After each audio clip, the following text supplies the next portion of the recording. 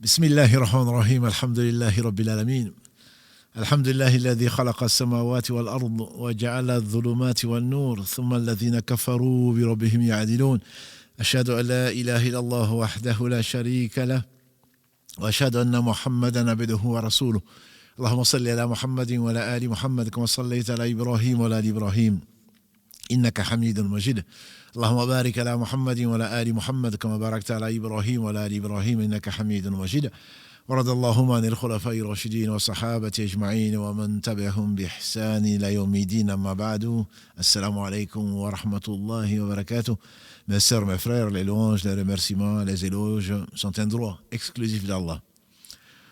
Le premier qui n'a pas de début, le dernier qui n'a pas de fin.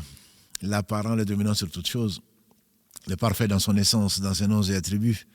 Et dans tous ses actes qui oscillent entre sa bienveillance, sa générosité, sa miséricorde d'une part, et sa justice d'autre part, qui elle est basée sur son omniscience et sur sa sagesse.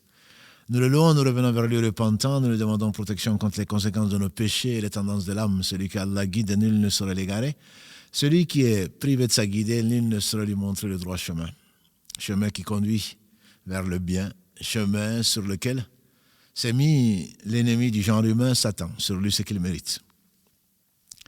Satan a juré par insolence, irrespect, ignorance et injustice à son Seigneur subhanahu wa ta'ala d'amener tous les fils d'Adam en enfer. Et peu s'en est fallu. N'eût été la miséricorde d'Allah subhanahu wa ta'ala que son serment et sa prétention, son objectif se réalisent. Et Allah subhanahu wa ta'ala, le sage par essence, par excellence, le tout-puissant surtout, a privé Satan de ce qu'il espérait. Sa jalousie et son orgueil l'ont amené à refuser à désobéir à Allah subhanahu wa ta'ala. Et comme le disaient les compagnons du prophète sallallahu à l'unanimité, toute désobéissance à Allah procède de l'ignorance. On ne le connaît pas. Le siège de la connaissance de ce Seigneur, le seul digne d'adoration, est le cœur. C'est le cœur. C'est l'organe comme l'a qualifié le prophète sallallahu alayhi wa sallam, il ne parlait pas de lui-même. Il y a un morceau de chair dans le corps. S'il est sain, tout le corps est sain. Et s'il est corrompu, c'est tout le corps qui est corrompu, n'est-ce pas que c'est le cœur. Hadith rapporté par les deux.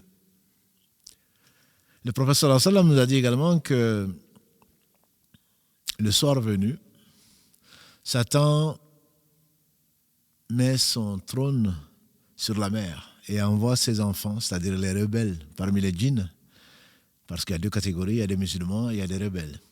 Les rebelles parmi les djinns sur la terre pour essayer de d'égarer les musulmans. Ceux qui sont égarés déjà le sont, les fils d'Adam égarés, qu'Allah nous en préserve. Et c'est pour cela que nous demandons. On ne peut pas négliger, il n'y a pas dans l'islam des acquis. Il y a des acquis en science, certes, mais pour l'homme, il n'y a pas d'acquis. Nous ne sommes pas des revendicateurs en disant je suis musulman, je suis né musulman, je vais mourir musulman. Non. Le prophète sallallahu alayhi wa sallam nous a mis en garde. On peut se réveiller musulman et dormir non musulman, et vice-versa.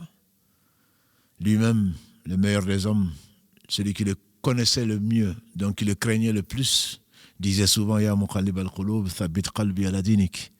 Ô toi qui renverse les cœurs, raffermis mon cœur sur ta religion. Ces shayatines, donc, ces satans, ont pour mission d'égarer les musulmans.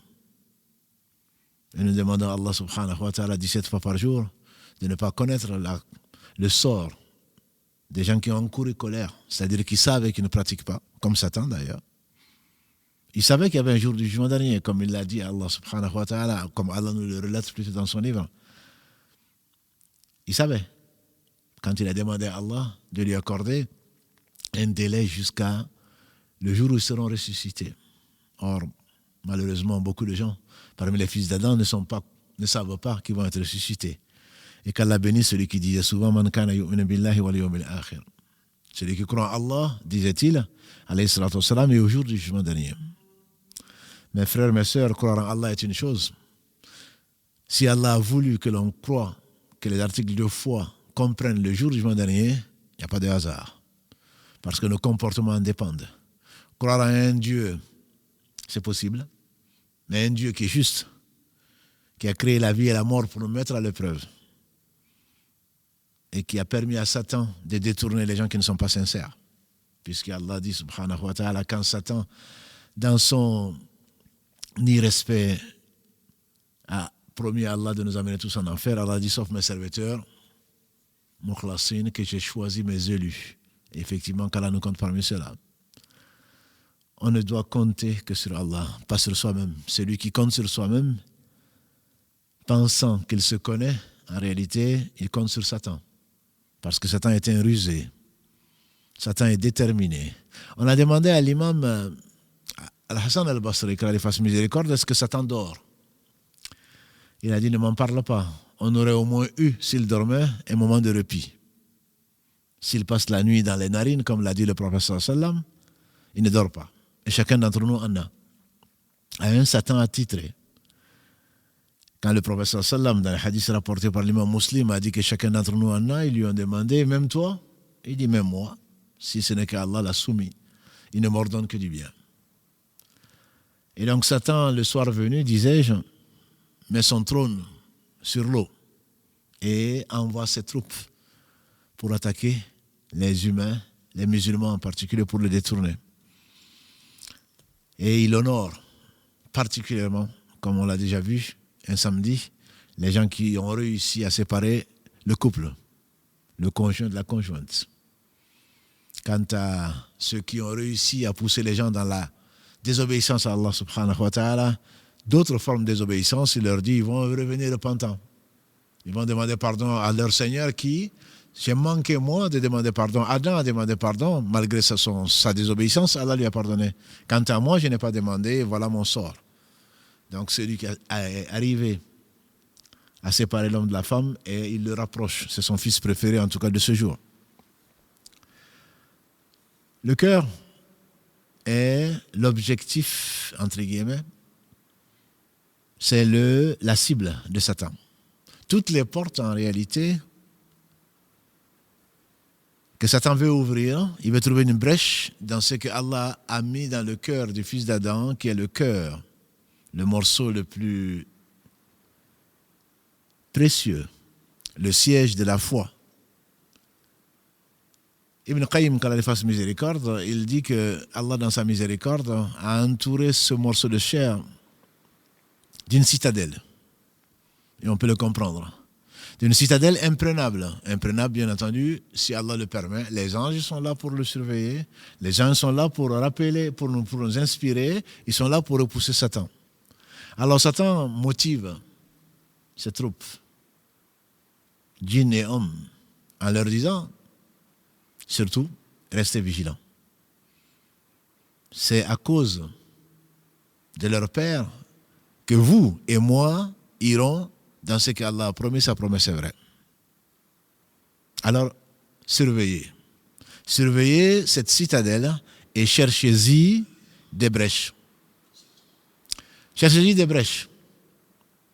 Ces brèches, et regardez surtout quel est cet organe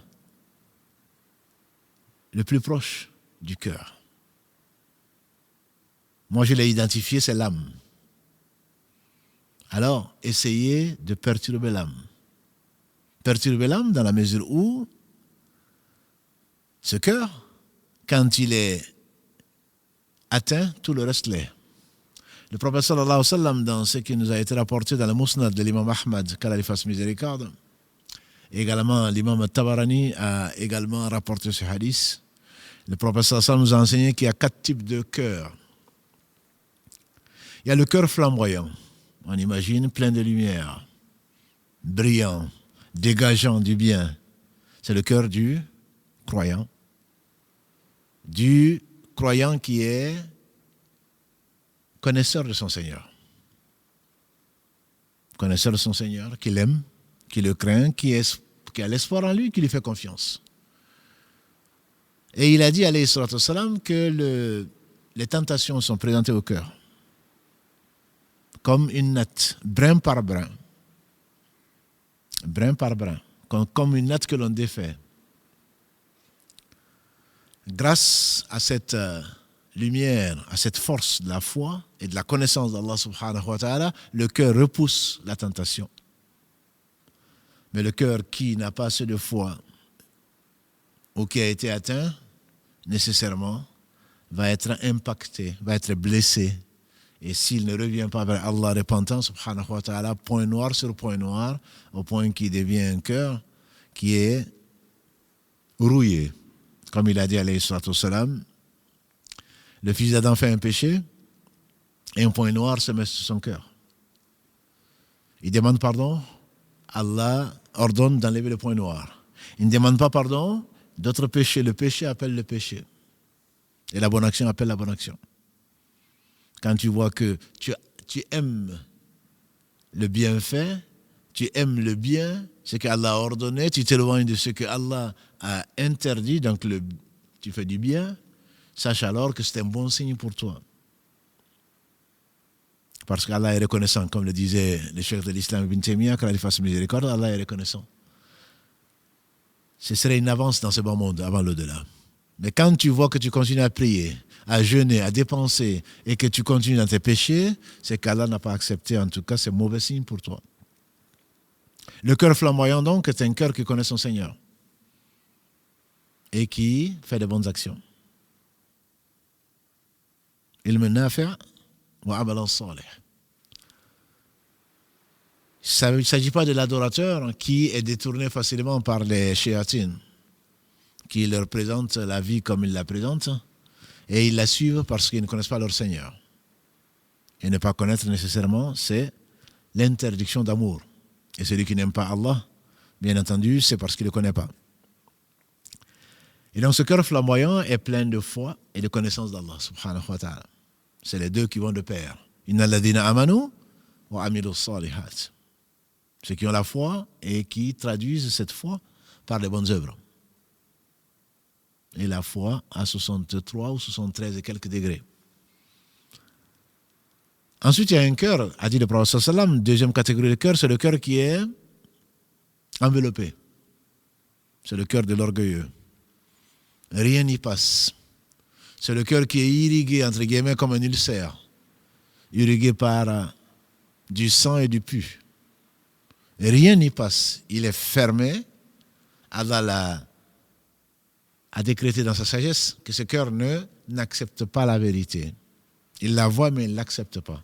Et qu'Allah bénisse celui qui demandait Allahumma arina al-haqqa haqqan warzuqna ittiba'a. Oh Allah, fais-moi voir la vérité telle qu'elle est et permets-moi de la suivre. Les gens voient la vérité. Des gens voient la vérité, mais ils sont incapables de la suivre. À cause parce que le cœur il est fermé. Traduit par enveloppé. Rien n'y passe, imperméable à la vérité. Il la voit, mais il ne peut pas la suivre. Il y a une troisième catégorie de cœur, c'est le cœur qui est renversé. Qu'Allah nous en préserve. Il est renversé, ça veut dire quoi? C'est le cœur de l'hypocrite. C'est le cœur de l'hypocrite en ce sens que le vrai devient pour lui le faux et le faux devient le vrai. Carrément, c'est inversé. C'est le cœur qu'il a appelé le cœur renversé. Il n'ordonne pas le bien devient le mal, et on le retrouve parfois, malheureusement dans la communauté, des gens qui ont inversé les rôles.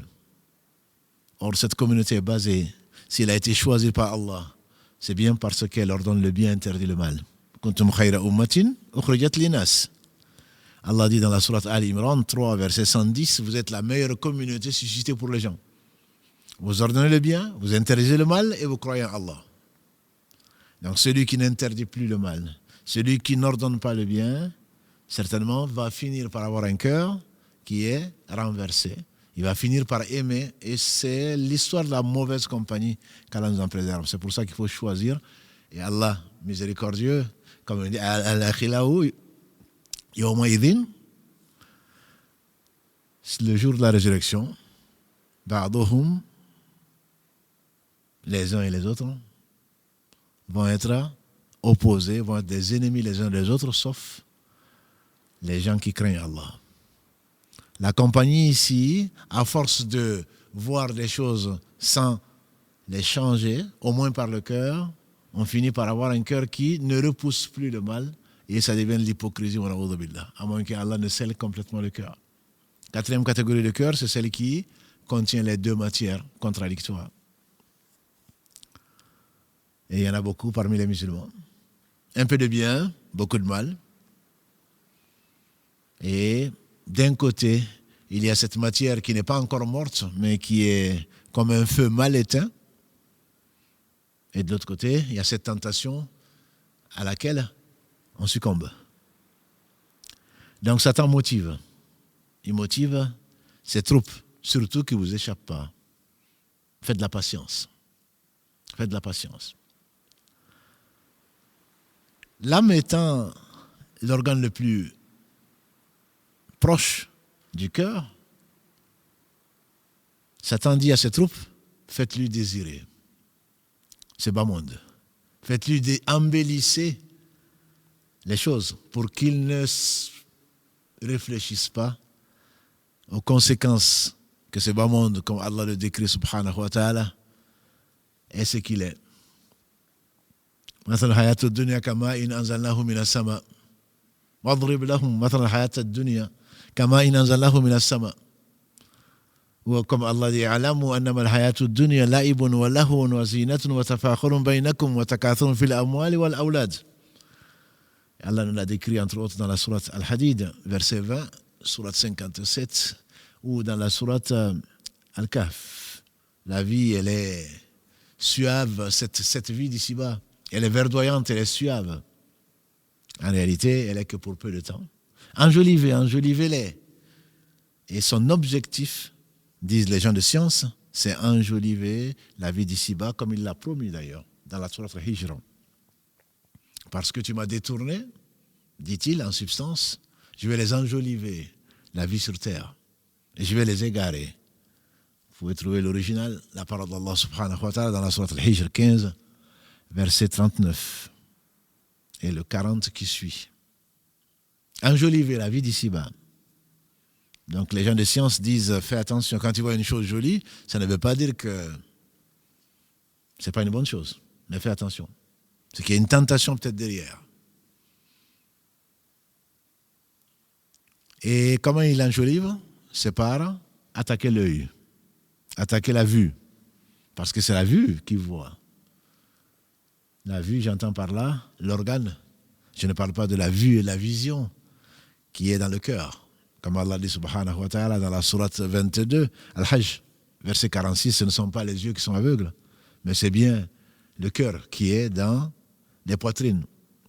Donc cette vue, c'est elle qui enjolive. Donc ça salive. Tu as le désir. Tu as le désir de posséder. Et donc ça amène les hubbu shahawat. Comme Allah nous a prévenu. Zuyyina lin-nasi hubbu shahawat minan nisa. Il a l'akhir aya. On a enjolivé aux hommes l'amour des biens matériels, l'amour des femmes, des enfants, des biens matériels, et il a cité les trésors et les chevaux, etc., etc. Mais tout ceci, bien entendu, ce n'est que mata', ce n'est qu'une parure de ce bas monde et pour peu de temps. Enjoliver, c'est le premier objectif pour toucher le cœur.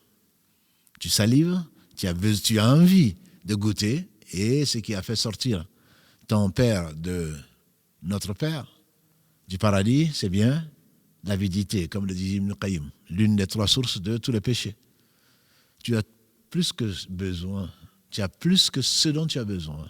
Mais on va t'enjoliver l'autre, on va t'enjoliver la chose, et tu vas oublier, comme notre père qui a oublié, et tu vas aller vers ce que Allah t'a interdit pour ton bien.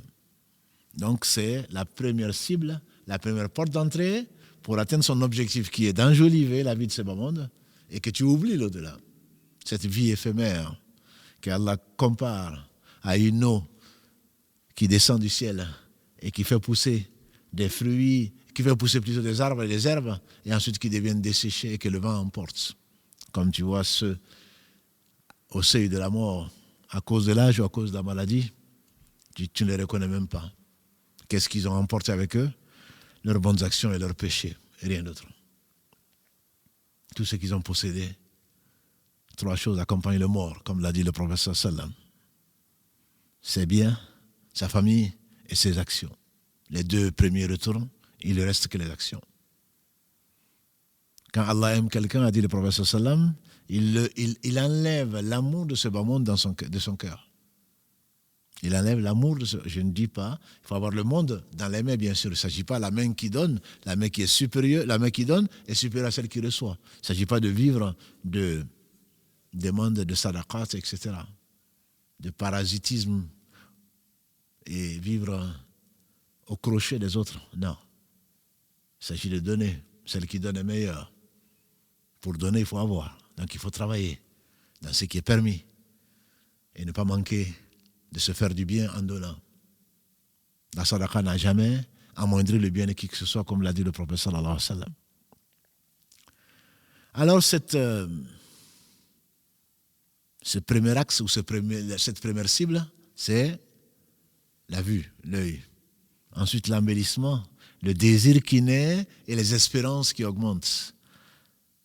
Et c'est une des sagesses pour lesquelles le prophète sallallahu alayhi wa sallam, quand il nous a parlé de la fornication, Allah ne l'interdit pas. Allah interdit tous les prémices. Wala taqrabu zina. Allah ne dit pas, ne forniquez pas. Il dit, ne vous approchez pas. Et qu'est-ce qu'il a dit le prophète sallallahu alayhi wa sallam? Il y a une part de fornication qui est intimement liée, pour ne pas dire qui est dans les gènes du fils d'Adam. Personne ne peut y échapper. Et il a commencé par quoi? La fornication des yeux. Et la fornication des yeux, c'est le regard. C'est le regard qui est loin d'être contemplatif.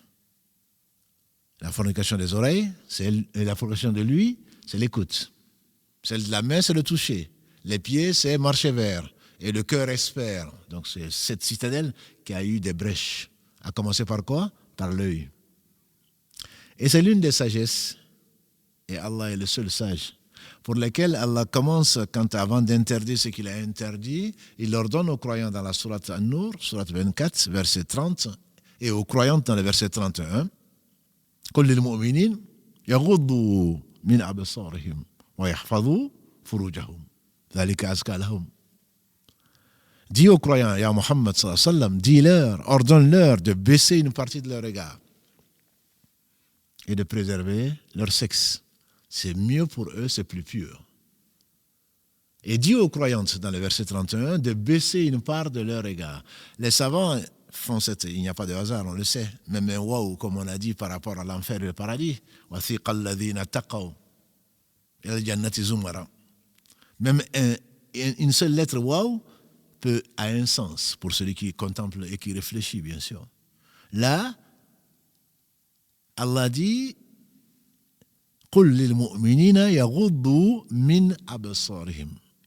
Allah dit aux croyants de baisser, certains traduisent, baisser leur regard.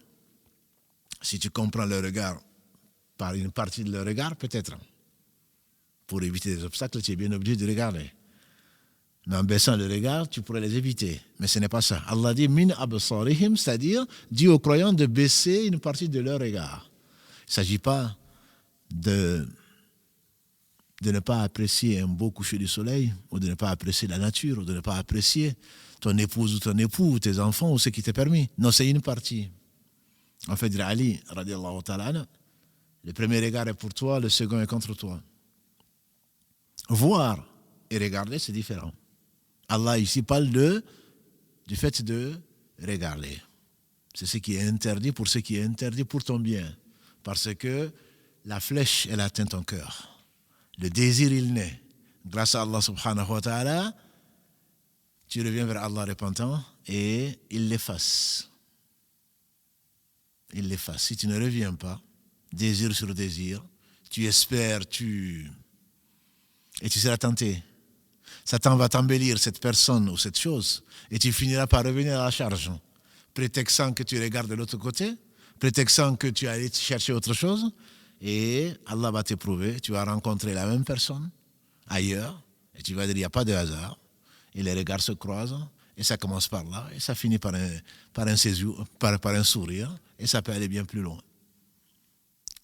Allah dit de baisser une partie du regard, et de préserver ce qu'il faut préserver.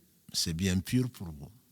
Et on reviendra, Inch'Allah, sur l'attaque de Satan, entre autres dans la prière. Ce regard, cette photographie, cette capture d'écran, puisqu'on parle de réseau, cette capture d'écran que tu fais, toi tu penses que c'est fini. Je dis non, j'ai détourné le regard. En pleine prière, Satan il te l'amène. Quand tu ne l'attends pas. Il a été mémorisé. Il est dans une case. Il vient le réveiller, se souvenir. Il vient t'éloigner ou couper le lien avec Allah subhanahu wa ta'ala quand tu en as le plus besoin. Mais tel n'est pas notre propos ce soir. Ce regard, si Allah te dit de baisser une partie du regard, c'est pour toi. Parce qu'Allah sait que c'est une des cibles privilégiées de Satan dans le corps du fils d'Adam et de la fille d'Adam, parce qu'il y a une brèche qui va s'ouvrir dans cette citadelle et Satan va rentrer par cette brèche-là, va te faire désirer. Rappelle-toi que ton père et ta mère, Ève et Adam, c'est par là qu'il est passé, enjolivé. Son objectif, c'est enjoliver la vie d'ici-bas pour que tu oublies l'au-delà. Le premier péché est parti de là. Adam, est-ce que tu ne veux pas que je te dise pourquoi Allah t'a interdit cet arbre? Si l'arbre de l'immortalité.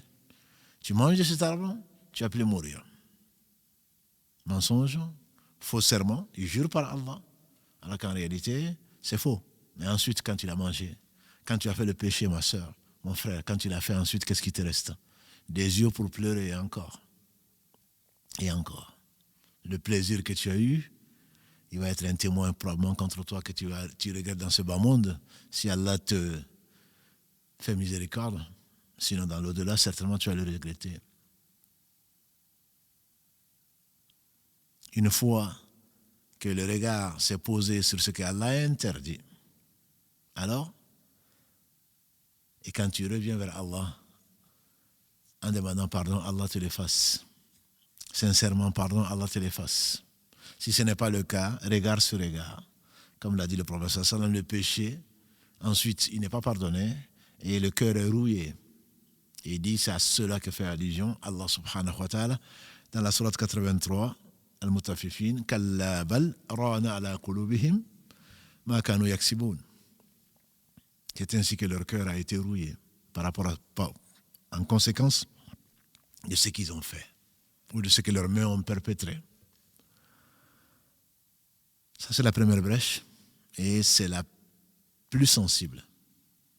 Même si ce n'est pas la plus importante, c'est la plus sensible. Ensuite, dit Ibn Qayyim, quand il fasse miséricorde, il dit, attaquez-vous à l'oreille, attaquez-vous à lui, qui n'entende surtout pas la vérité, que la vérité ne lui parvienne pas, qu'il soit dans l'insouciance entre ce qu'il entend sur les réseaux sociaux, ce qu'il entend à la télé, ce qu'il entend ailleurs, ce qui ne lui profite absolument pas. Le lago. Ce qui est inutile, ce qui ne lui apporte aucun bien. Et ne lui laissez surtout pas écouter la vérité. Ni le Coran, ni le hadith, ni une parole sage, surtout pas. Quand on rentre dans une mosquée, il y a un cours, on dirait que tu rentres pour venir, tu espères venir prier, c'est pas encore l'heure, profites-en. Assieds-toi, écoute quelque chose. Ne sais-tu pas qu'Allah subhanahu wa ta'ala, les anges qui parcourent la terre, qui cherchent les cercles de dhikr, les cercles de rappel, et quand ils en trouvent, ils s'appellent les uns les autres, venez, venez, voilà ce que l'on cherchait. Ils couvrent de leurs ailes le cercle de rappel d'Allah subhanahu wa ta'ala. Et ensuite, quand ils ont le cercle est terminé, ils remontent vers Allah subhanahu wa ta'ala, qui leur demande bien qu'ils les sachent avant de les avoir créés, d'où vous venez. Ils disent, nous venons de la terre. Et qu'est-ce que vous avez vu? On a trouvé sur cette partie des gens qui t'invoquent. M'ont-ils vu? Non, ils ne t'ont pas vu. Et s'ils m'avaient vu, demande Allah, les anges répondent, s'ils t'avaient vu, ils auraient encore été plus assidus dans ton rappel. Et qu'est-ce qu'ils demandent? Ils demandent le paradis. L'ont-ils vu? Non, ils ne l'ont pas vu, Seigneur. Et s'ils l'avaient vu, ils auraient été encore plus insistants, disent les anges. Allah leur demande contre quoi? Ils demandent protection. Les Seigneur, ils demandent protection contre l'enfer. L'ont-ils vu? Demande Allah. Et les anges répondent. Ils disent la vérité, ils ne l'ont pas vu. Et s'ils l'avaient vu, demande Allah. Ils répondent, s'ils l'avaient vu, ils auraient été plus demandeurs, plus insistants dans la demande contre l'enfer. Alors Allah dit, et sa promesse est vraie, je vous prends à témoin que je les ai pardonnés à ceux-là. Ils ont assisté à un cercle où on parle d'Allah subhanahu wa ta'ala. Alors, les anges disent, mais il y a un tel qui est venu, il est juste de passage, il n'est pas venu pour écouter en fait. Il ne fait pas partie de ceux qui sont venus pour écouter le cours ou la conférence ou le live ou je ne sais quoi d'autre. Et Allah dit, lui aussi je lui pardonne. Parce que ce sont des gens en compagnie de qui on ne peut pas être malheureux. Donc Allah nous pardonne et compte donc ce live et bien d'autres comme des cercles de rappel d'Allah subhanahu wa ta'ala. Donc quand on rentre et qu'il y a un cours, au lieu de se dire « Oh mon Dieu, quelle chance j'ai, Allah m'a amené là », certainement parce qu'il veut m'accorder peut-être un pèlerinage complet. En effet, celui qui vient dans une mosquée pour écouter un cours, ou celui qui donne le cours, Allah subhanahu wa ta'ala leur a promis un pèlerinage complet et accepté. Mais Satan va te dire, non, n'écoute pas ça, encore, il parle encore de ça, non, ça je connais. Pour aller quoi? Sur ton téléphone, ou, pire encore, trouver un autre shaitan dehors, en train de parler des choses d'autres, un temps que tu as perdu, et parce que Satan ne veut pas que tu entendes ça. Et donc Ibn Qayyim, il dit, la deuxième cible, c'est lui. Surtout qu'il n'entendait pas ni le Coran, ni le rappel. Et s'il est là, dans la mosquée ou ailleurs, ou dans le live, s'il est là, il faut l'empêcher de méditer sur ce qui s'est dit. Ne le laissez pas comprendre. Ne le laissez pas le temps de méditer et d'en tirer des leçons et de pleurer et de revenir vers Allah repentant. Au moins, après ce cours, il a changé. Non, il ne faut surtout pas qu'il ne médite pas, qu'il ne réfléchisse pas, qu'il ne réfléchisse pas. Et pourtant, si le Coran a été révélé, bien entendu, ce n'est pas pour le lire sur des morts. C'est pour les vivants. Quand on parle de vivants, on parle de cœur vivant. Quand il y a les rappels, quand il y a tout ceci, c'est pourquoi? C'est pour qu'on en tire des leçons. C'est pour qu'on en tire des leçons. Et Allah dit la vérité. Et donc cette nuit, bien qu'elle soit présente physiquement, avec l'appareil auditif, ça rentre par une oreille. Si c'est une bonne parole, ça rentre par une oreille, ça sort de l'autre. Par contre, si c'est autre chose, ça commence à faire tourner la tête, ça commence à danser. Ça apprécie, Shaitan te le fait apprécier, comme si tu en tirais quoi que ce soit. Et tu as oublié l'au-delà, et ce qui t'attend. وَمِنَ النَّاسِ مَنْ يَشْتَرِي لَهْوَ الْحَدِيثِ لِيُضِلَّ عَنْ سَبِيلِ اللَّهِ بِغَيْرِ عِلْمٍ وَيَتَّخِذَهَا هُزُوًا أُولَئِكَ لَهُمْ عَذَابٌ مُهِينٌ. Allah dit subhanahu wa ta'ala dans la sourate Luqman 31, il y a des gens qui achètent la vaine parure ou les vaines jouissances ou quoi d'autre. Ibn Mas'ud disait, Allah fait allusion à la musique, aux gens qui écoutent, pour détourner, parce que le prophète sallam, quand il parlait d'Allah, les polythéistes parmi les Arabes de son temps achetaient le service de chanteuses pour détourner la parole d'Allah subhanahu wa ta'ala qui est le Coran. Il s'agit, d'après ce qu'on peut trouver dans les livres de référence, Ibn Kathir ou d'autres, de l'explication de ces versets-là, au début de la sourate Luqman, du chant pour détourner de la vérité. Et donc, après cette deuxième cible, il y en a une troisième, une porte d'entrée, ô combien utilisée, à mauvais escient, c'est la langue, ou c'est la bouche. Quand tu as regardé et que tu as été tenté et que tu as écouté, alors, il te reste à parler. Sois tenté, parler du vrai, parler du faux, généralement du faux. Et disait Ibn Qayyim, c'est la cible principale. La langue. En effet, comme vous le savez, certainement, le hadith très long et très beau de Mu'adh ibn Jabal al-Kalagré, il a demandé au prophète sallallahu alayhi wa sallam, un jour meilleur qu'aujourd'hui, enseigne-moi quelque chose qui va me rapprocher du paradis et m'éloigner de l'enfer. Enseigne-moi, ya Rasulallah, sallallahu alayhi wa sallam, toi qui as été envoyé pour cela, enseigne-moi ce qui va me rapprocher du paradis et ce qui va m'éloigner de l'enfer. Le prophète sallallahu alayhi wa sallam lui dit, tu viens de demander une chose difficile, mais Allah le facilite à qui il veut. adore Allah sans rien lui associer, célèbre les prières, donne la part du pauvre jusqu'à la fin du hadith. Et ensuite, il lui a conseillé de se lever la nuit pour prier. Et ensuite, il a dit, est-ce que tu ne veux pas que je te dise ce qui tient tout cela, tout l'islam, ce qui te fait rapprocher du paradis, ce qui t'éloigne de l'enfer? Il a dit, Bala, ya Rasulallah, certainement, messager d'Allah. Il a tenu sa langue. Il a dit, tiens celle-là. Il a tenu sa langue. Et Muaz de s'étonner. Ce jeune savant, c'était le savant de la communauté. Allah lui a donné une compréhension de l'esprit et de la lettre de l'islam. qu'Allah l'agrée ainsi que tous les compagnons du prophète sallam. Il a dit à Rasulallah, est-ce qu'on va être jugé pour ce que la langue va proférer? Il a dit une expression arabe qui ne veut pas dire ce que l'on peut entendre maintenant. Il dit « Sakhulat ummuk » que ta mère te perdra, c'est-à-dire pauvre de toi. Ce n'est pas une malédiction. Pauvre de toi. Et dans d'autres versions, à d'autres compagnons, il disait « Je te croyais plus intelligent ». Donc c'est une expression pour dire « Tu ne sais pas ça », pour insister sur l'importance de la chose. Il dit « Sakhulat ummuk » est-ce que tu ne sais pas que la plupart des gens qui tombent dans l'enfer, la tête la première, est due à ce que la langue profère de mensonges, de calomnie, de médisance, de ce que Allah seul sait. Voilà un organe qui ne se fatigue pas, disait Ibn Qayyim. Les autres organes se fatiguent. Voilà un organe qui ne se fatigue pas. Il ne fait que tourner. Si tu ne l'utilises pas dans le bien, il y a du bien.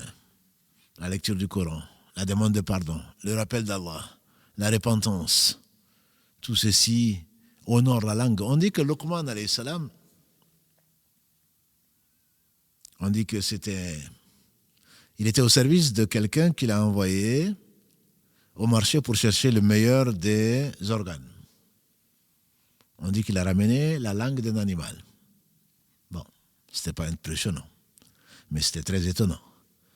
Et que le même l'a envoyé pour amener le pire des organes et qu'il a amené à nouveau la langue. L'autre lui dit, mais comment cela se fait-il? Il dit, parce que, vois-tu, voilà un organe qui, s'il est bien, c'est le meilleur des morceaux. Et s'il est mauvais, c'est le pire des morceaux. En effet, le hadith qu'on peut considérer comme bon au travers des différentes voies de transmission, c'est le hadith du prophète sallallahu alayhi wa sallam qui disait que quand on lui a demandé quels sont les meilleurs, il a dit ce sont les gens qui se rappellent le plus à Allah. Et on se rappelle par quoi? Par la langue. En particulier, quand ça descend ou ça vient du cœur, certainement c'est le meilleur. La langue et le cœur sont les deux meilleures façons de se rappeler à Allah. Mais l'un des deux est également appelé du dhikr. Et on lui demandait parmi les gens qui font la prière, il dit c'est ce qui se rappelle le plus à Allah. Et parmi les gens qui jeûnent, il aurait répondu, c'est ce qui se rappelle le plus à Allah. Et parmi les gens qui combattent, il a dit, c'est ce qui se rappelle le plus à Allah. Ils ont alors tout emporté, il a dit, bien sûr. Donc cette langue peut être la source. Le prophète sallam, il a dit en substance, l'homme peut dire des mots par lesquels il n'envisageait pas, ou il ne prétendait pas, ou il n'espérait pas, tant des mots qui rencontrent l'agrément d'Allah. Au travers de ces paroles, Allah subhanahu wa ta'ala le fait remonter dans sa miséricorde tout proche.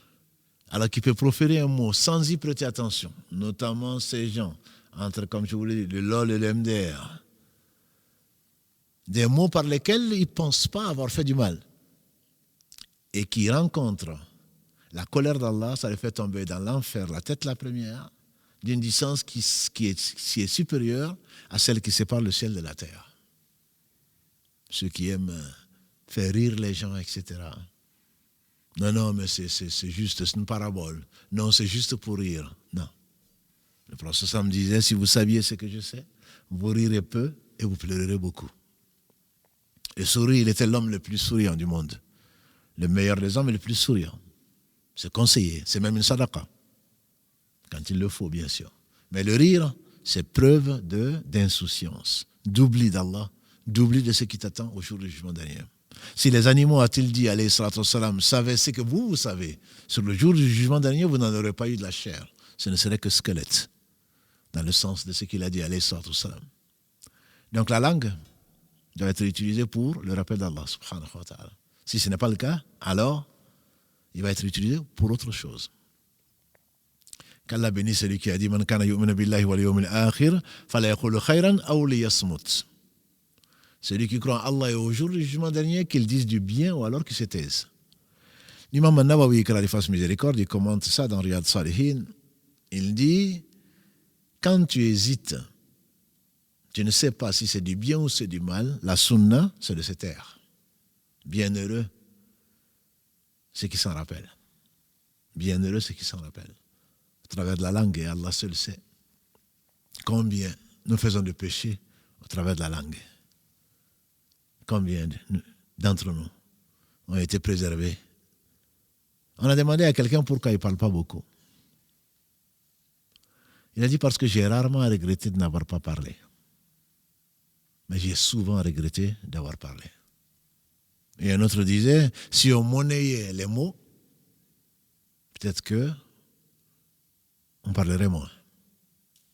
Comme c'est gratuit, on se permet de parler sans compter nos mots. Et pourtant, tout est écrit. Allah dit dans la sourate Qaf 50, il ne prononce pas une parole s'il n'a pas un écrivain qui le met par écrit. Et donc cette langue, c'est, sauf exception, la principale cible, même pour les aveugles, qui n'ont pas besoin de baisser les yeux, même pour les sourds, qui n'ont pas besoin, et un sourd mieux, qu'Allah a éprouvé, qu'Allah subhanahu wa ta'ala les récompense et les rafferme, les raffermisse. Néanmoins, même là, entre le langage des signes et le reste, et ça parle beaucoup, et pas toujours la vérité. Entre les mensonges, la médisance, la calomnie et le reste, c'est dans tous les milieux, sauf celui que Allah subhanahu wa ta'ala a protégé. Voilà 3 cibles, et ce ne sont pas les seuls. Ce ne sont pas les seuls. Et recherchez alors, si vous arrivez par la cible la plus proche, qui est l'âme par le désir, par le regard, si vous n'y arrivez pas, alors lui. Si vous n'y arrivez pas à la langue, là, vous n'allez pas le rater. Les yeux, les oreilles, il y en a 2 en plus, et une seule langue. Si par cela, vous n'y arrivez pas, alors attaquez le ventre. Attaquez le ventre. Le prophète sallam a dit, Allah ne se cherche pas à savoir par quelle porte faire rentrer le fils d'Adam en enfer si celui-ci ne cherche pas l'origine de ce qu'il consomme. Sans compter que l'homme est avide, comme on a dit. Il mange, et beaucoup. Et il consomme tout et n'importe quoi. Parce que le désir a été créé et on remplit le ventre. Le prophète sallam a dit en substance, le fils d'Adam n'a rien rempli de pire que son estomac ou son ventre, selon la traduction qu'on peut en faire. Quelques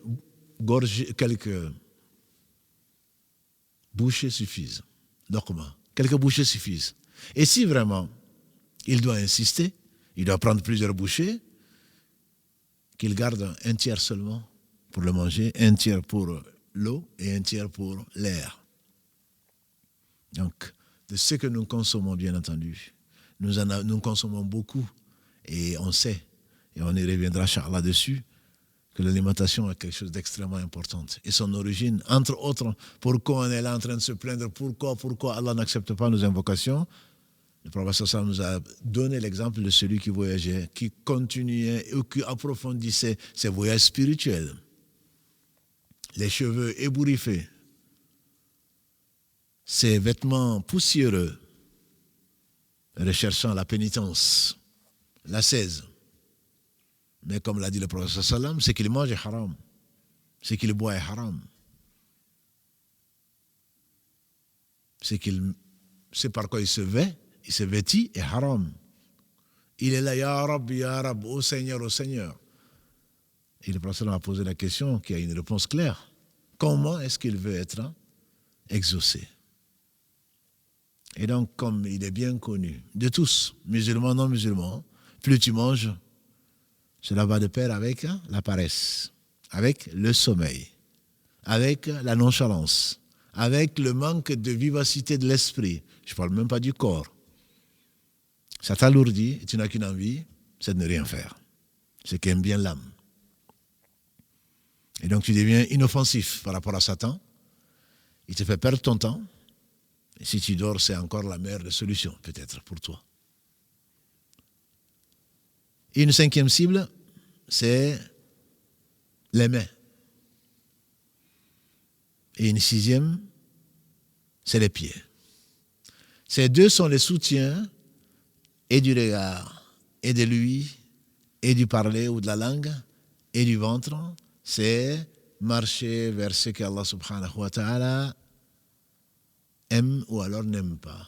Faites-le subir le sort de celui qui ne cherche pas à faire du bien avec ses mains. Et donc la main est utilisée et pour des choses que Allah n'aime pas. En tout cas, n'est pas pour des choses qu'Allah aime. Le toucher de ce qui est interdit, le vol et tout le reste. Quant aux pieds, il marche vers là où Allah n'aime pas. Et comme Allah dit subhanahu wa ta'ala, il devient les mains, les pieds de celui qui est son allié. Dans le hadith d'Abu Dhar, rapporté par l'imam Muslim, qui est le hadith très connu et bien aimé des savants du Sham. Mon serviteur ne se rapproche de moi par rien qui m'est plus agréable que le fait de faire ce que je lui ai rendu obligatoire. Ensuite, il ne cesse pas de se rapprocher de moi par les nawafil, ce qui s'est imposé lui-même jusqu'à ce que je l'aime. Quand je l'aime, je deviens lui par laquelle il entend, la vue par laquelle il marche. Comme s'il parlait, subhanahu wa ta'ala, de ces cibles qu'il a préservées dans la citadelle pour protéger le cœur. La main par laquelle il saisit. Quand il saisit une chose, c'est parce que c'est pour Allah. Les pieds par lesquels il marche. Quand il va vers une chose, c'est pour Allah subhanahu wa ta'ala. Il va là où Allah aime le voir. Et il ne va pas là où Allah n'aime pas le voir. Par rapport à cette situation. Et quand il me demande, dit Allah, je lui donne. Et quand il m'invoque, me demande pardon, je lui accorde. Et dans une version, si je devais hésiter sur une chose, c'est reprendre l'âme de mon serviteur. Le serviteur n'aime pas la mort et moi je ne souhaite pas le voir souffrir. Jusqu'à la fin du hadith. Quant à la compagnie, elle paraît peut-être moins importante et pourtant elle l'est. La compagnie, comme l'a dit le prophète sallam, la bonne compagnie reste la bonne compagnie, qu'Allah nous accorde une bonne compagnie, celle d'Allah subhanahu wa ta'ala avant toute chose, parce qu'elle est avec celle des anges et la bénédiction d'Allah subhanahu wa ta'ala, celle des frères et des sœurs, comme j'espère dans ce live et dans bien d'autres, en train de se rappeler, en train de regretter, en train d'espérer sur la miséricorde d'Allah subhanahu wa ta'ala. Il y a 4 types de compagnies. Malheureusement, souvent, on ne cherche pas la meilleure. Ibn Qayyim a dit, il y a une compagnie qui est indispensable. C'est celle d'ex-savants. C'est comme le médecin. Chaque fois que tu en as besoin, chaque fois que tu ressors de là, ne serait-ce que moralement, tu es un peu plus guéri, tu es moins malade. Tu apprends ce que tu ne sais pas, tu sors de l'ignorance. Or, les pires des maladies, certainement, c'est les maladies du cœur. Ce sont ceux, les héritiers des prophètes, les savants, qui enseignent ce que Allah subhanahu wa ta'ala leur a laissé. Et toutes les louanges sont à Allah, qu'il a purifié, qu'il a gardé, conservé, pour les gens qui ont un cœur, pour les gens qui aspirent à sa rencontre. Pour les aider à s'acquitter de ce pourquoi ils ont été créés, à savoir son adoration. فمن كان يرجو لقاء ربه فليعمل عملا صالحا ولا يشرك بعبادة ربه أحدا. Dernier verset, 110 de la sourate 18. Celui qui espère, c'est que celui qui est convaincu, disent les savants, de la rencontre de son Seigneur, qui fasse les bonnes œuvres et qui n'associe personne à son Seigneur. Et donc ceci ne peut se faire que par la connaissance. Et quand tu ne connais pas, fas'alu ahla dhikri in kuntum la ta'lamun. Quand tu ne sais pas, bien entendu, à part Isa et qui d'autre, à la naissance, ne pouvait ni parler, et encore moins au nom de science. On apprend. On apprend. Et il n'y a pas de honte à demander. Et donc, Quand tu ne sais pas, tu demandes. Ce n'est pas un vice, ce n'est pas une honte. Il faut demander, parce que c'est ce qui va te rapprocher d'Allah. Ça, c'est la meilleure des compagnies. Il ne s'agit pas, bien entendu, de rester inactif, comme on l'a dit tout à l'heure, de ne pas travailler, de vivre des sadaqat et de rester toujours à la mosquée. Non, il ne s'agit pas de ça. Il s'agit de, chaque fois que tu as l'occasion, c'est de vouloir, d'être avec là où on parle d'Allah subhanahu wa ta'ala, là où on parle de sa miséricorde, là où on parle du paradis, là où on met en garde contre l'enfer. Oui, là, tu auras une réduction par rapport aux heures que tu passes sur les réseaux sociaux. Là, tu auras une bénédiction, Inch'Allah, parce que c'est la compagnie d'Allah, la compagnie des anges, la compagnie des gens de bien. Et ceci t'apportera, Inch'Allah, ce que tu espères et bien plus. Il y a une compagnie qui est indispensable, mais qui n'est pas forcément recherchée, mais qui est indispensable. C'est comme celle du boucher, celle du commerçant dont tu as besoin. Tu pars juste parce que tu en as besoin, et tu le prends, et tu repars. Tu ne restes pas au marché. C'est la piste, c'est le champ. Le marché est le champ de guerre. C'est le champ de combat de Shaitan. On fait oublier Allah, et on ment pour vendre, et on ment pour acheter, et on jure pour Allah, etc. Je ne dis pas que les commerçants sont des alliés de Shaitan. Je dis simplement le marché, l'atmosphère est là. C'est pour cela que le meilleur dua, certainement, comme partout, mais surtout au marché, vaut des millions. La ilaha illallah wahdahu la sharika lahul mulku wa lahul hamdu wa huwa ala kulli shay'in qadir. Celui qui, grâce à Allah, arrive à faire cette invocation alors que tout est exposé, les désirs sont là, tout attire vers ça, qui arrive à faire cela, Allah le récompense par 1 million de bonnes actions. Et Allah est encore plus généreux. Donc cette compagnie, tu n'as pas le choix. Ne dis pas, je ne vais pas chez le docteur, je ne vais pas chez le dentiste, je ne vais pas chez ceci et cela. Non. Là, tu peux le faire. Et tu dois le faire parce que tu en as besoin pour boire, tu as besoin pour manger, tu as besoin pour vivre, pour te soigner, etc. Mais ce n'est pas un endroit où tu vas t'installer.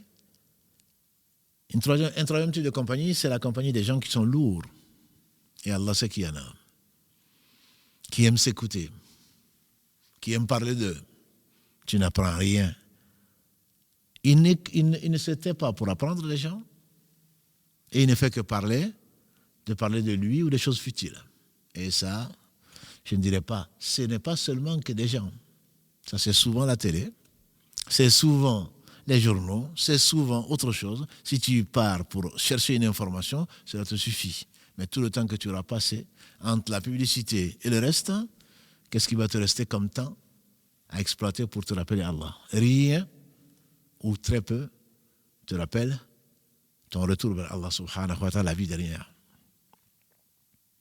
Quels sont les gens qui sont lourds? Quand tu sors de là, tu n'as qu'une envie, c'est d'aller dormir. Et encore. Et encore. Ou alors changer de chaîne. La quatrième compagnie qui est pire encore, c'est la pire des compagnies, c'est le fait de fréquenter des gens du mal et qui appellent au mal, qui appellent à l'innovation, qui appellent à la désobéissance à Allah. Là, c'est mortel. Ibn Qayyim dit, c'est le pire. Insidieusement, sans que tu le saches, dis-moi qui tu entres, je te dirai qui tu es. Tu fréquentes des innovateurs, tu n'es peut-être pas un innovateur, mais tu vas appliquer ces innovations. Comme on dit dans un pays que je connais, on prend de son compagnon, tout sauf sa beauté. Que tu le veuilles ou pas. Même ses mimes, même ses tics, tu te découvres. Pourquoi finalement le mari ressemble à sa femme et vice-versa? Parce qu'à force de se fréquenter, il y a des mots que l'on utilise, ou quand tu fréquentes, quand tu vas pour un voyage, tu reviens souvent avec des mots. Ah ouais, c'est nouveau ça. Tu disais pas ça? Oui, parce que je fréquentais des gens qui le disaient insidieusement, ça rentre dans ton langage. Et des gestes, et des mots, et des attitudes. Voilà. C'est normal. C'est pour cela que la compagnie est extrêmement importante. Et qu'est-ce qui t'y amène? Ce sont tes pieds en général. Tes pieds t'amènent vers ce type de compagnie. Et si Satan t'amène vers ces endroits, c'est bien parce que la citadelle va avoir des brèches et il va essayer de s'enfoncer dans ces brèches-là. Et donc ce qu'il recherche, c'est trouver un point d'accès. Et une fois qu'il a un point d'accès, alors il s'installe. Il s'installe pour te détourner. Sur la terre, le jour venu, il envoie ses troupes. Et celui qui a une couronne, c'est qui? C'est celui qui a égaré un fils d'Adam qui croyait, un musulman, je dirais, dans le sens de soumis à Allah subhanahu wa ta'ala, et c'est celui-là qui a la couronne. Et donc, dès que tu ouvres les yeux, jusqu'à ce que tu les refermes, il ne se repose pas. Il a une armée qui va t'attirer vers le mal. Pour résumer tout ce que l'on a dit tout à l'heure, l'imam Ibn Qayyim, qu'Allah lui fasse miséricorde, en particulier dans Péché et guérison, le livre qu'on lui attribue, en tout cas on lui a donné un joli titre, hein, mais ça fait partie de ses écrits. Ce livre qu'on a sorti de ses écrits qu'on appelait Péché et guérison, il disait, en fait, il interprétait la sourate, le dernier verset 200, la sourate Ali Imran. La sourate Ali Imran. La sourate 3. Allah dit, il y a le dernier verset, Ya ayyuhalladhina amanu, sbiru, wa sabiru, wa rabithu, wa taqullaha la'allakum tuflihun. Ô vous les croyants, patientez. Persévérez dans la patience et soyez vigilants. Craignez Allah afin que vous réussissiez. Notre vie durant, quelque part, doit être centrée sur ce verset-là et pour cause. Ya ayyuhalladhina amanu sbiru. C'est la même racine, hein? C'est le sabr, sabara, sabbara. Je ne vais pas rentrer dans le détail de la langue et de ce mot-là, de sad, ba et ra. Ils viennent tous de la même racine. Mais ce qu'Allah lui a fait voir, c'est que ya ayyuhalladhina amanu, vous qui êtes déjà croyants, sbiru, patientez, c'est-à-dire obéissez à Allah. La patience, comme vous le savez, disent les savants, c'est 3 choses. Dans la patience, il y a 3 choses. Il y a le fait d'être patient, constant dans l'adoration d'Allah, dans l'obéissance à Allah.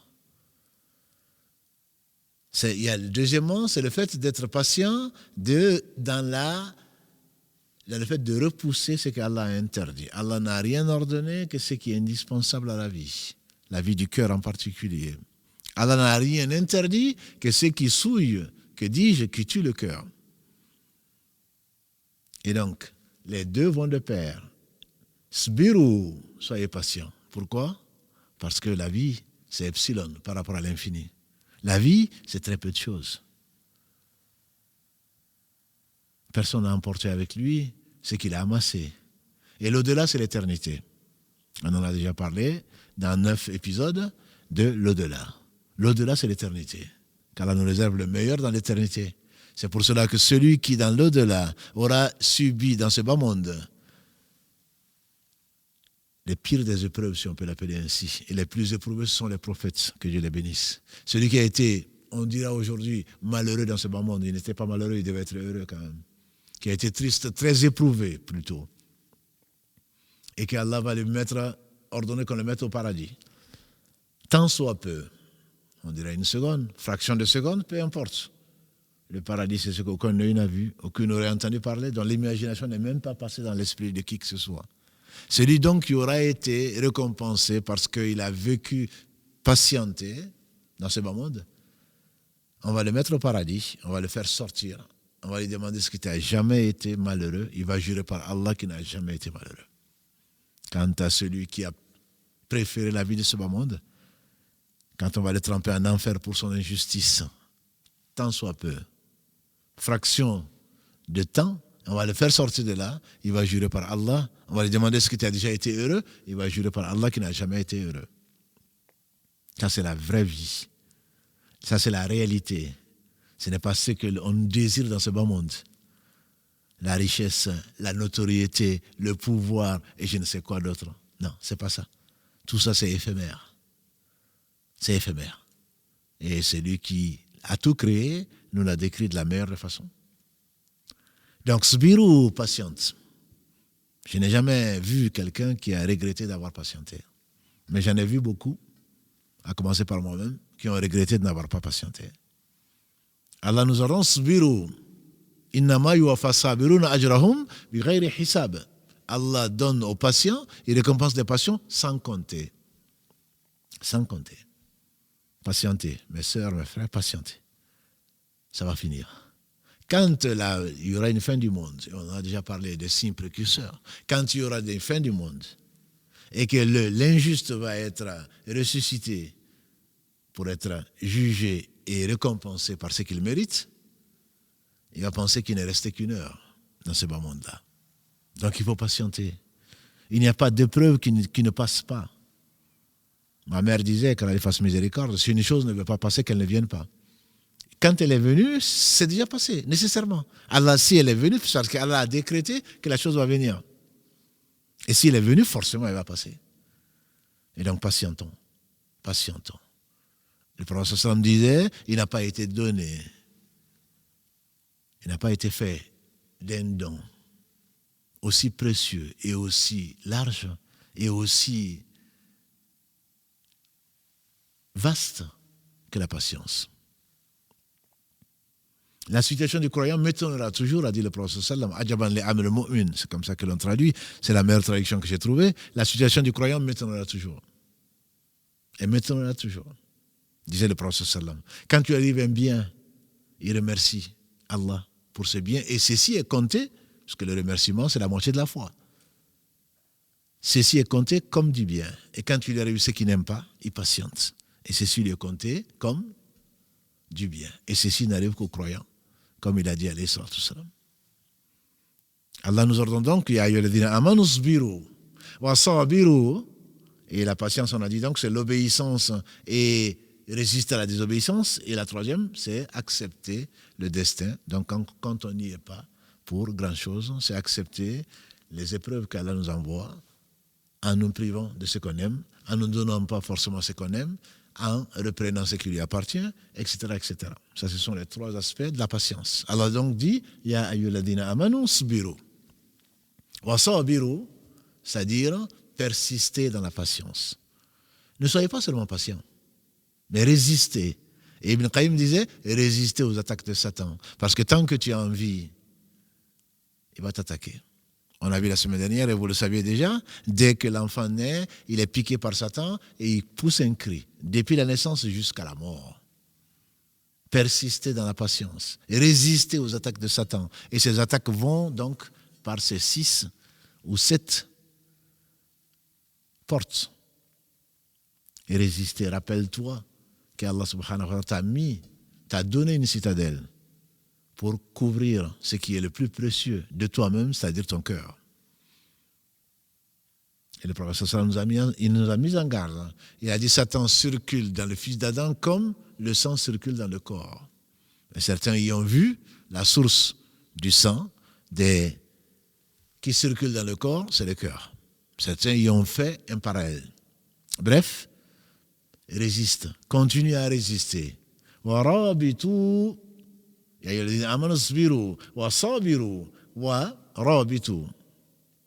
Et restez vigilants. Le ribat en arabe, c'est qui a donné rabat d'ailleurs, pour peut-être même des Marocains qui ne savent pas ce que ça veut dire.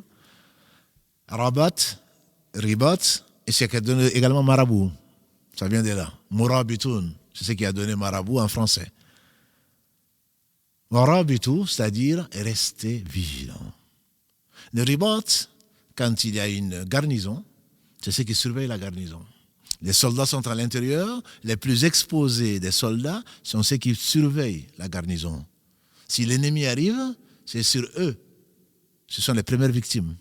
Donc, d'où la vigilance. La vigilance, c'est le ribat. Et ils ont, par rapport aux autres soldats, une récompense. Si c'est fait pour Allah, qu'Allah seul sait. Qu'Allah seul sait. Ils ont beaucoup plus de récompenses que les autres. Et donc, Allah dit, restez vigilants. Restez vigilants par rapport aux attaques de Satan. Satan a juré de vous amener en enfer. La moindre distraction risque de vous amener là où il espère. La patience ne suffit pas. Redoubler de patience ne suffit pas. Mais il faut rester vigilant. Il faut rester vigilant. Wattaqullah, la patience ne sert pas à grand chose si ce n'est pas fait pour Allah. Il y a des animaux qui sont plus patients que les hommes. Ça ne leur servira pas. Il y a des non-croyants qui sont plus patients dans l'épreuve que des croyants. Ça ne leur servira pas. Parce que tout ce qui n'est pas fait pour Allah est appelé à disparaître et n'est pas récompensé. Et donc la piété, la crainte d'Allah avec son amour et l'espoir en sa récompense, c'est ça qui fait la source de la récompense. Et donc ta patience doit être wa ma sabruka illa billah, comme Allah le dit. Wa ma sabruka ya Muhammad sallam sbiru, patiente, mais tu ne saurais patienter que grâce à Allah. C'est Allah qui donne cette patience. Et donc cette patience, cette persistance et cette vigilance vont de pair. Ces trois mots qu'il faudra retenir de ce soir, Inch'Allah. Le dernier n'étant pas le moindre, la vigilance.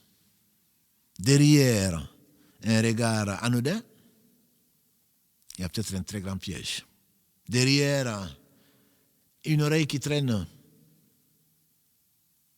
et qui ne fait pas attention à ce qu'elle entend, ça rentre dans le cœur et ça lui nuit. Derrière un mot mal placé, un mot lâché, tu n'as pas été vigilant et tu ne restes plus qu'à revenir vers Allah repentant. Derrière le fait de traîner avec ou de rester en compagnie d'eux, parce que c'est ma belle-mère, parce que c'est ceci, parce que c'est mon copain, parce qu'on fait route ensemble, je ne te dis pas qu'il ne faut pas le faire. On a été créés pour vivre ensemble dans une société, mais choisis tes compagnons. L'homme ira avec les gens qu'il aime. L'homme ira avec les gens qu'il a fréquentés, avec qui il est resté, il a aimé, avec qui il a choisi plutôt de vivre. Je dis bien choisi. Je ne parle pas de le choix d'Allah subhanahu wa ta'ala pour lequel nous ne serons pas interrogés. Et donc voilà quelques portes d'entrée. Ce ne sont pas les seules, mais ce sont les principales portes d'entrée que les connaisseurs, entre guillemets, de l'âme et du cœur ont indiquées au travers de, toujours sur les deux sources de l'islam. Ils n'ont pas sorti ça de leur tête. Et toutes les portes, ils ont des arguments tirés soit du Coran, soit de la Sunna, et qui sont les deux sources de la vérité pure, puisque c'est de la révélation, puisque le prophète sallallahu ne parlait pas de lui-même. Qu'Allah subhanahu wa ta'ala nous rende donc patients dans son obéissance, patients dans la résistance à Satan, patients surtout dans la vigilance, et qui nous donne la piété, puisque c'est celle qui fait tout. Tout est monté au-dessus de ça. Et donc, afin qu'on soit heureux dans ce bas monde avant l'au-delà. Afin qu'on réussisse. La vraie réussite, bien entendu, ce n'est pas le diplôme, sauf peut-être un diplôme qui va t'amener jusqu'au paradis, qu'Allah subhanahu wa ta'ala nous compte parmi ses habitants, et on ne saurait y rentrer quand on voit tout ça. Qui d'entre nous peut penser, peut compter sur lui-même? Sauf l'ignorant. Sauf l'ignorant. En effet, l'ignorance, c'est ce qui amène à la non-vigilance. Quand Allah t'a prévenu, au travers de ce qu'il a envoyé, et donc, la hawla wa la quwwata illa billah, voilà une expression que l'on aime tous, qu'il faut répéter, mais surtout de savoir que n'est sauvé que celui que Allah subhanahu wa ta'ala protège. Allah bénisse Muhammad sallallahu alayhi wa sallam qui disait souvent Man yahdihillahu fahuwa al-muhtad wa man yudlil falan tajida lahu waliyan murshida. Celui qui Allah guide, voilà le bien guidé. Celui qui est privé de sa guidée, tu ne le trouveras pas un guide. Et donc sans Allah, on est perdu. Sans Allah, on est égaré. Sans Allah, la destination est connue. Donc le loup et toutes les louanges lui appartiennent. On lui demande de déverser encore un surcroît de bénédiction sur le meilleur des hommes, Mohammed, par lequel Allah a ouvert les yeux de l'aveugle, ouvert les oreilles du sourd, fait parler de son rappel le muet, et qu'Allah subhanahu wa ta'ala donc nous associe à ce qu'il a comblé de ses bienfaits, à savoir les prophètes, les gens véridiques ou très véridiques, les martyrs témoins et les gens qui font du bien. Et lui seul peut nous accompagner et nous compter parmi cette belle compagnie. سبحانك اللهم وبحمدك أشهد أن لا إله إلا أنت أستغفرك وأتوب إليك سبحان ربك رب العزة عما يصفون والسلام على المرسلين والحمد لله رب العالمين والسلام عليكم ورحمة الله وبركاته.